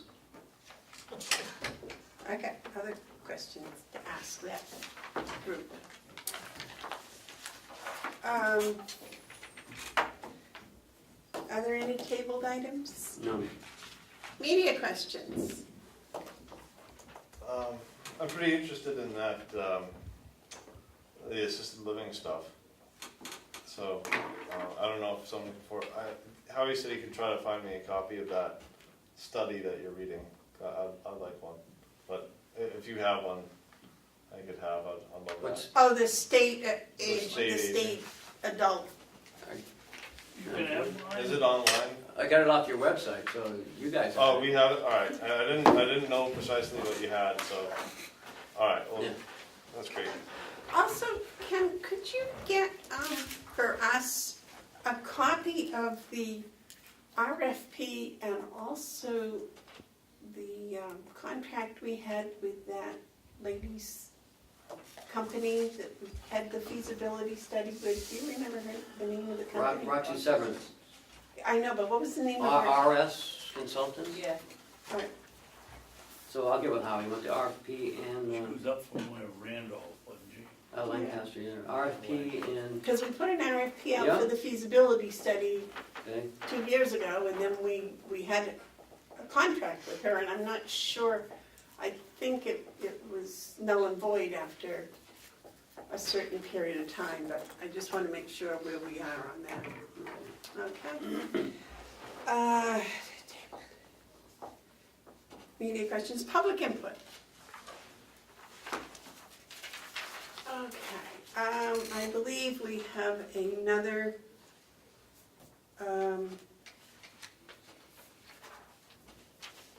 non-public. You want to read us? can I say something before we do that? Sure. Now, because we have a 1 o'clock, we should just recess and not close the meeting out?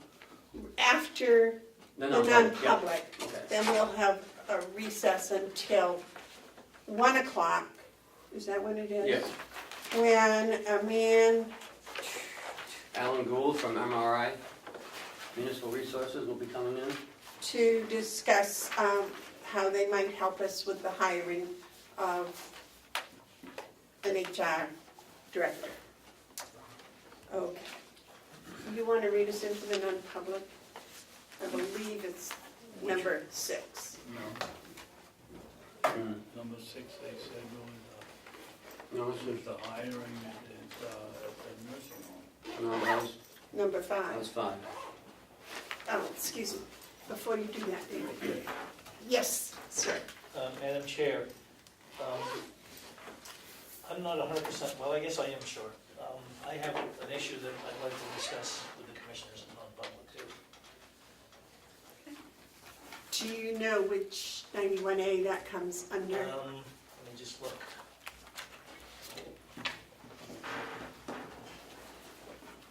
I'm guessing 91A-A semicolon 3, comma, double I, small letter C. C. All right, so we're going to add that as number 7. And which one is it? Which one is that again? Here, it's this one, this is the first one Yeah. with the B, and the second one is with the C. This one. Same. Oh, that one. Same one. Yeah, and that'll be session 7. Okay. A2. And Joe is gonna be C. Yep. Okay, I'll make a motion that we go into non-public under RSA 91-A:3, comma, Roman 2, parentheses B, the hiring of any person as a public employee. And number 6. 7. Excuse me, 7.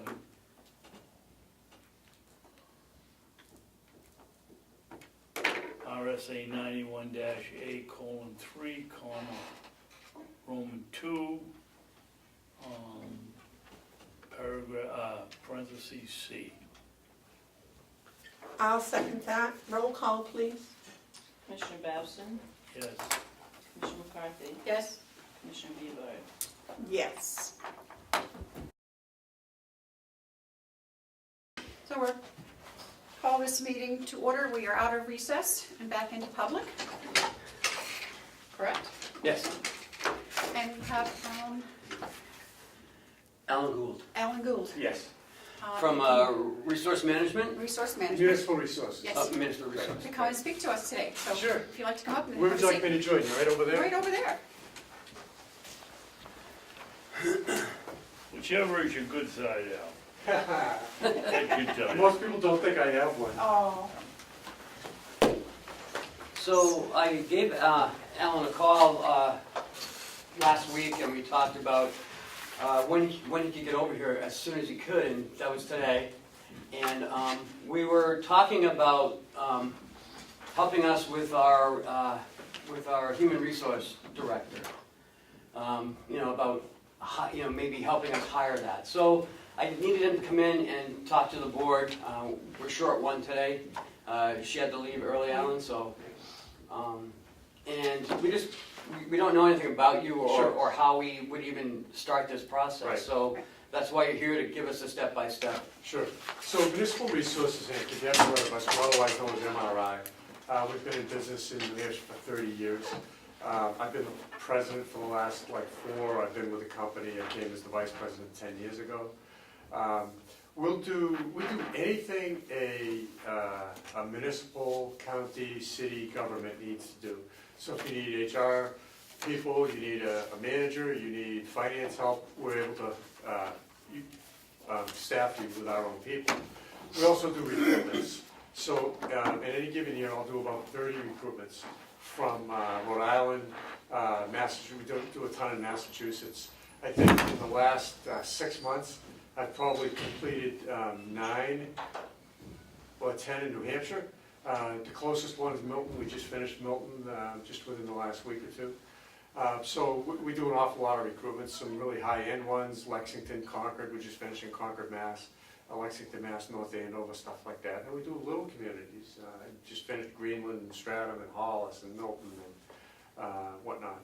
So, based on the needs of the client, we're able to put a package together that can either assist you with your process or will do the whole process. So what I would call our comprehensive recruitment packages is what we do probably 70–80% of the time. Those run up to like $16,000.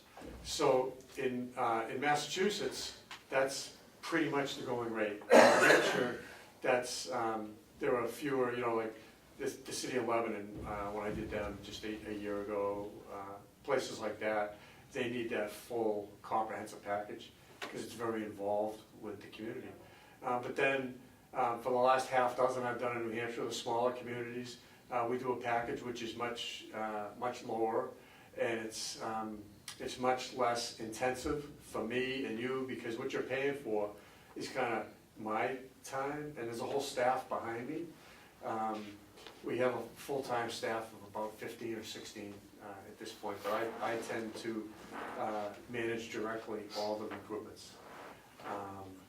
So I talked to Ken really about 3 levels. One was what I call kind of our recruitment assistance package, whereas we kind of function as your HR department to do that. And we charge that out at a blended hourly rate.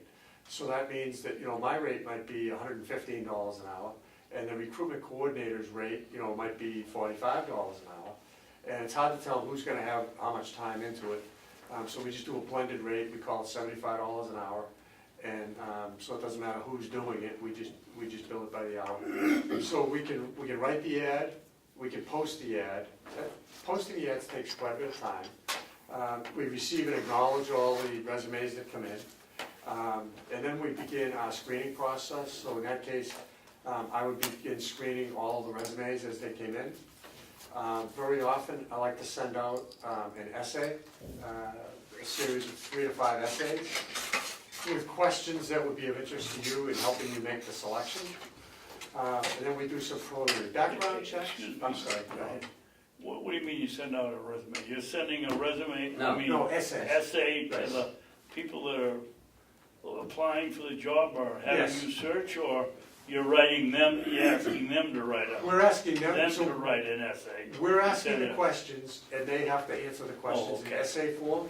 So it helps us to understand what their breadth of experience is, as it would relate to doing this job. It also allows us to understand whether they can write or not, because written skills are pretty important. So that's just one more way to kind of vet people. We also find that some that really aren't all that committed to the process, at that point, they may say, oh, I'm not interested. And if they're not willing to take a few hours to answer the essay questions, then we really don't want to waste your time with them. Once we have the essays, we would do some phone interviews. That would be myself and probably one other person, just again to kind of even dial them in more on what it is you need and helping us understand what they can offer. And then at that point, we turn it over to you folks and say, here are 2 people, here are 3 people that we think you should interview, and then you folks kind of take it from there. And that's relatively inexpensive. Usually we can do that for around $3,500. Again, it's hourly. I've seen them come out, $2,000, and I've seen them come out a little over $3,500. And it really, as the process goes on, it's how big is the pool? A pool for an HR director won't be huge up here. So we'll probably have minimal screening time. And then when it's all done, if you make a pick, you may have the resources to do your own background investigation, but we do what we call a comprehensive background. My background is law enforcement. I'm a retired police chief and town administrator, and I assign it to one of my police consultants, and we do a comprehensive background. That way no mistakes are made. We do that at an additional flat fee. I just said a lot in a short time. That's okay. And the difference with what I would call a comprehensive package, which would probably run you folks up to around $8,000, is there's more face time involved. So I would be making trips up here at different points. There'd be maybe 2 sets of interviews. You'd want me here for the interviews and whatnot. Again, I think it'll be a relatively small pool. We did one the same way with this assistance package. It was for a DPW director for a smaller community on the Mass New Hampshire state line. And we did it this way, and very few candidates. And but one of them was perfect. And I said, listen, I don't think I've ever done this before, but there's only one candidate that we really think is worth interviewing. And they took my advice, they interviewed that person, and it turned out to be the perfect person. They hired him right away, and they love him. And that could happen here, because you're only hiring 1, you're not hiring 5. So you also said that you do people from your staff. Does that mean just in the interim? Or what is that? Well, we do both. So we do long-term contracts as well. Just as an example, one of our people functioned as the interim city manager in Berlin for 11 years. Okay? So, and there are some communities where we've provided that upper-level finance stuff. So they might have somebody that would be a bookkeeper, AR, AP, stuff like that. And we function as kind of the finance director. Where it's a day a week, something like that, or a day every couple of weeks overlooking somebody's shoulder. Those can go on for a long time. We function as interim police managers. We have done interim HR director. So all of those things are available. I like to think that when we do a contract position like this, we're going to do it in many fewer hours than you would have a full-time person do it. So if a typical job is like city manager, if a typical city manager job is 50, 60 hours, of course you're paying a salary for 40, You know, typically we would do that in 3 days a week. And, you know, right now I have town or city managers operating in, I think, 3 towns in the city of New Hampshire. So all of those things are available. It's a matter of scheduling and what my staffing looks like, because there's an ebb and flow to the projects that our people have assigned. What's your background, Al? My background is 26 years law enforcement. I spent 21 years at every rank in Salem. And then in 2001, I moved over to the seacoast, took the chief's job in Rye. And then I was the town administrator and police chief for a year at the same time. And then I retired as the police chief, became the town administrator for 2 years. And for the last 10, I've been either the vice president or president of MRI. Did you start the company? No, company's 30 years old. I just, you know, I was just recruited to kind of be the next leadership plan, and that's what ended up happening. So, you know, and we do so much work in New Hampshire. We monetarily, we probably do more in Massachusetts because the contracts tend to be bigger. But when it comes down to clients in New Hampshire, I tell towns, if we haven't worked in your town before, we've worked in one that abuts you. Last night I was meeting with the school board in Swansea, you know, over in the Monadnock School District. So we're just all over the place. What's your track record? What would you say the percentage of people you recommend that get hired stay for a year or 2 or 3? I'd say in the 10 I guess years. another question is, how many misfits are you Yeah, placing? I get it. So in the 10 years I've been doing this, I've done probably several hundred recruits at this point. I can think of one person that didn't make a year. It was a police chief. Again, the final pick is not mine, but I bring the finalists to the hiring body.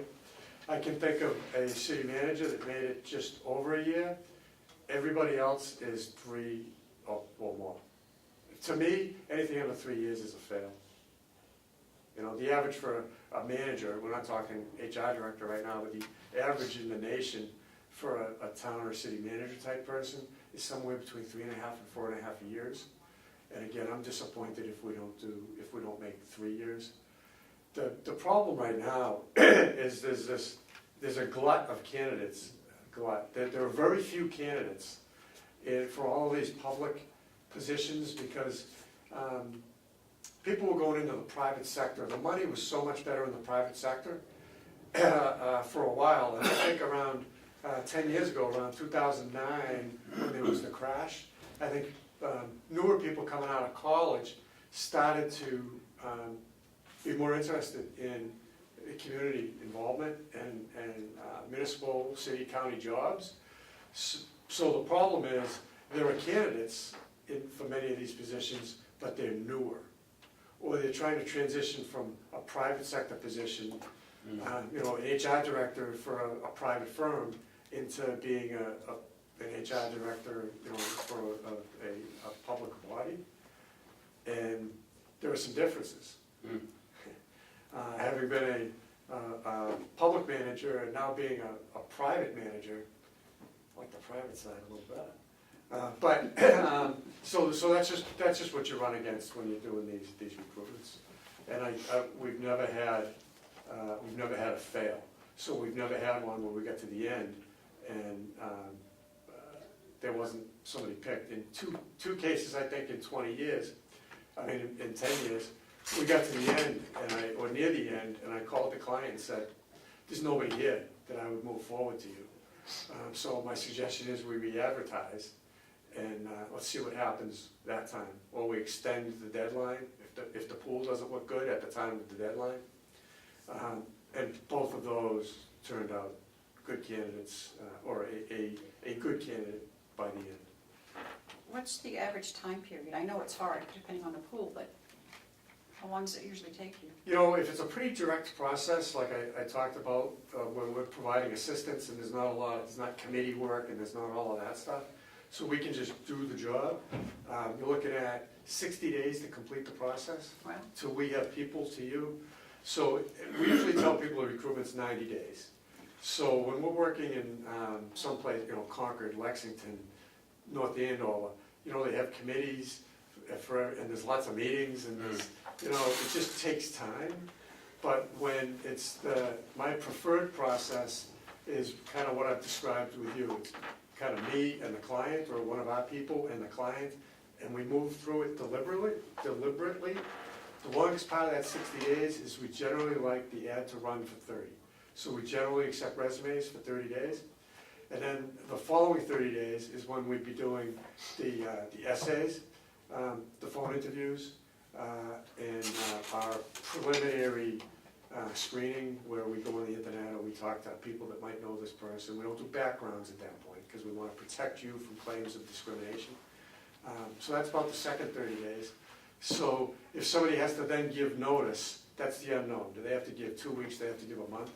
So I would say that if we moved through the process deliberately, you'd probably be looking at about 90 days before you'd have somebody in the seat from the time we place the ad.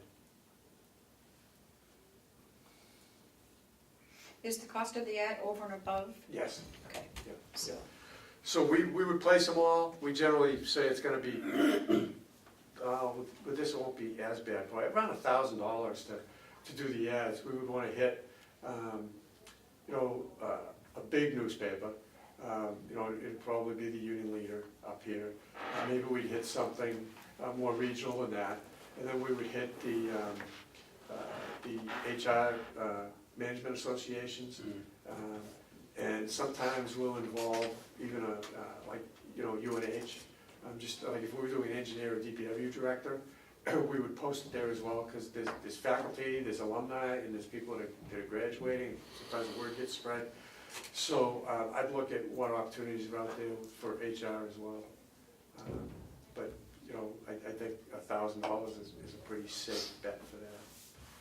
And we like it to run on, and plus our own website, and we've done a lot of HR recruitments, and we do a lot of town administrator, town manager recruitments, and some of those people may be better suited to being an HR director than they are to being a town administrator. So we look at our database, and we see here you've got a little bit of a geographic market that we have to be aware of. I don't know, we haven't talked salary, what you'd be paying somebody. Some people, aren't going to move for that job, so you're within the geographic market. For a city manager, a town manager, it's being paid, $120,000, something like that. They'll make the move, they'll relocate, but that might be a challenge with a position like this. So you do have a rather limited geographic area. What would be your average salary for starting for an HR director? You Do know, you have any idea? I can get that easily enough because we do a lot of wage and classification studies. I can tell you that, because I just did this for the town of Rye the other day. For a town administrator, now you're talking upper level management, and those are communities of 5,500, 6,500. You're talking about between $85,000 and $100,000 for those positions. And in Massachusetts, this is kind of the other thing that limits the pool. I also showed them that we're doing two right now, two relatively small ones in Massachusetts, Wenham and Berlin. Both communities of about 5,500 or smaller. And Berlin, Mass is offering $150,000. So that same position across the border is going to be a max of $105,000.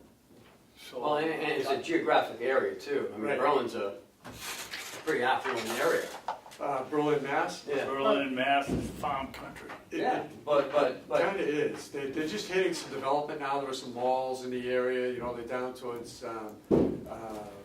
There are some built-up places around them. They are a bedroom community, so there is some affluence moving into town because they can get into Boston. right.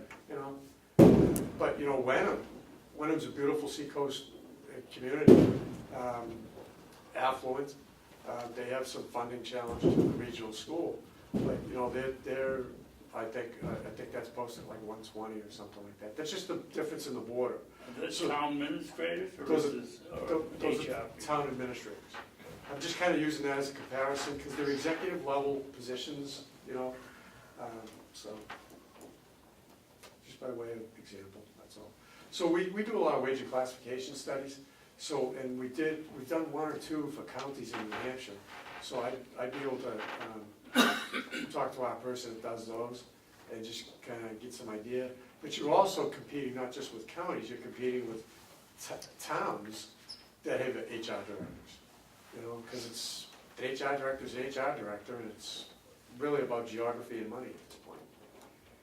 So my other question is, if we have one of your staff come here, do they do any kind of training for people that might already be in-house? You mean training staff on various things? Right. Whether it's harassment or social media, any of those things, absolutely. Carroll Bradfield, who has been a county administrator in another state, she's one of our management experts, and she happens to be our HR expert. She was a county administrator in Virginia or Maryland, and then Maine. She's been with us a long time. But she actually does training for ICMA, International City County Managers Association, on a national level. So we write policies. You know, we write the whole personnel book if somebody needs it. So that's well within our capabilities. What you don't want to pay us to do is the mundane things that an HR director might end up doing, because you don't want to pay us to do that. Right. So just like you don't want us to be your accounts payable people, we can do that, but you're better off if we're at the higher level and kind of managing the people in those other functions, and it's our expertise really that you're paying for. So what would be the process if we decide to do this? What would be the first step for us? So it would be for me to get you a contract. You'd have to say which level of Level. service you wanted. Yep. So let's just say you wanted to go with the assistants, like we talked about, the hourly blended rate. I would just get you a contract. And then we'd talk again, you don't want, on an hourly rate, you don't want to pay me to travel up here any more than you need to. So, you know, there would be a point person, either, you know, one of you commissioners, or Ken, you know, whoever you would want that to be, that we would work through. And I would want to know things like, how many full-time staff do you have? What's the budget for the department? What's the salary? And, because that helps us formulate the ad. I would then draft the ad. You'd be able to approve the ad.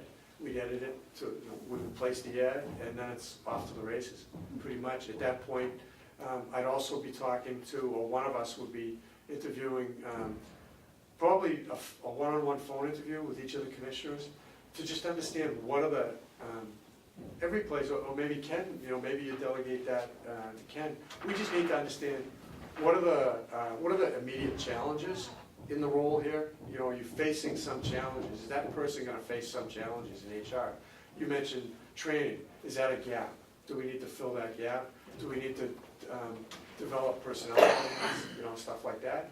Because we want to make sure that goes into I do a candidate profile and challenge statement, that the candidates then are able to view and kind of match themselves with what you need.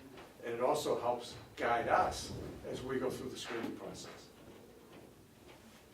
So once you decide what you want and we have a contract, there's like no delays. I've been awarded contracts on the way home in the car, get to the office, get them a contract, and you know, in 3 days we have an ad running. So to some degree you dictate the schedule. Once we're given the go-ahead, we go. David, do you have any questions? No, not right this minute.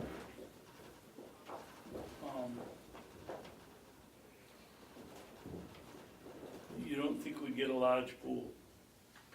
Let me say, I don't think you'd get a large pool of qualified candidates. Why would we pay you to hire an unqualified? Well, but that wasn't the question. So your question, so we'll get a lot of candidates that don't even have a clue.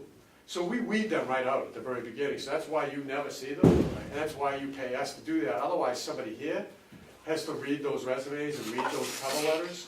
And there are a lot of search engines out there that they'll pick up our ad, because they'll be in paper. So if we were gonna use the Union Leader, we would run your ad for probably one Sunday, very small ad, but what we're buying is the package that runs online. So you're getting one day in the paper in case somebody happens to be sitting around reading a newspaper. But what we want really is online, because that's where you're getting people nowadays. So then there are search engines that find our ad, and they hook it up to somebody that's paid this search engine to find them a job. And this says, let's say the title is HR Director. Well, they might have been the Director of Greens at the golf course. And this search engine connects with Director.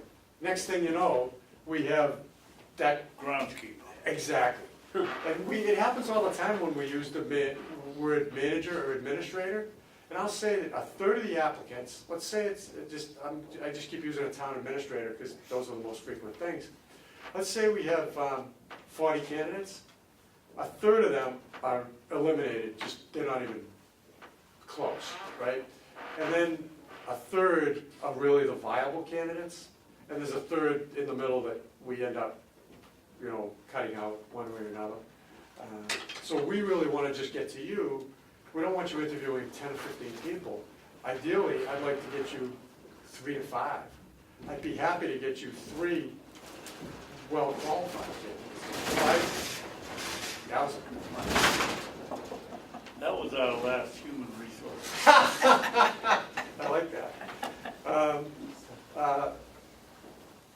Again, that one I explained about the DPW director, there was one person that was just ideal, but I won't put anybody in front of you that can't do the job. So then it's a matter of fit. Sometimes it's not the perfect person, and I truly believe, and I talk about it all the time, hire for traits, train for skills. So if you get somebody that has an okay background in HR, but they've got all the traits that you want, they're very trainable. And that might be the person that grows into the job and you might keep for 10, 15, 20 years. But it's hard to tell. There could also be a seasoned HR person that this is just the perfect fit. They live, 15 miles away. They've been commuting to Concord or some other place, and it's like, this is the right fit for me. We just can't tell. Are your jobs fee paid by your customer? What? Fee paid? Does the person that comes to you looking for a job, do they pay you as well? No, as not at the, all. as We well work for one person, and that's you folks, period. The only thing I'll ever do is, we reject somebody, and people will sometimes call and say, geez, can you give me some feedback, or can you tell me why I was rejected? So I'll spend time, everybody deserves that amount of time, and I'll spend time on the phone with them to tell them where they were weak and whatnot. So as far as working with potential candidates, and I don't care if I ever see those people again, it's just a matter of a courtesy.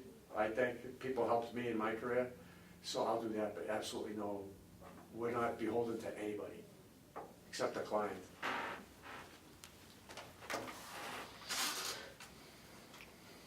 David, anything else? No. Well, I think you've answered all my questions, and hopefully we'll be able to take this up next week when Amanda's back and get to you as soon as we can. Great, I'm easy to find. You are. Yeah. And thank you very much All for right. coming. I mean, I hate to have you drive all that way just for a half hour, but It's what we do. So, thank you. No. Thanks for your time. thank you very Where much. are you in Meredith, Ellen? You know what Fun Spot is? You probably hang out there, right? Yeah. About halfway on that's Route 3, right? About halfway between Fun Spot and the McDonald's at the top of the hill. Oh, okay. So you're down the hill from Fun Spot, then climb the hill, there's a farm and a Longview Antiques on the left-hand side. Yeah. Right after Longview Antiques, we're the next building. So I may make it up there once every 2 or 3 weeks. But, you know, the building's fully staffed, I just don't go. Too many of these things that I have to travel to, you know. All right? Thank you. All right, super. Thank you. Well, thank you very, Nice very to much meet for you. coming. You- Nice to meet you. Thank you. We shook hands, so don't get up. Okay. I got you on the way in, thanks. Do we have anything else to bring up? No? Oh, okay, great. I guess I should say that There's a lot of that. in non-public, we did hire 2 interns for county attorney's office, a Lily Godfrey and a John Nearings. Will be starting in the summer. So, with that, David, do you want a motion to adjourn? I'll make a motion to adjourn. And I guess I'll second. All in favor? Aye. Aye.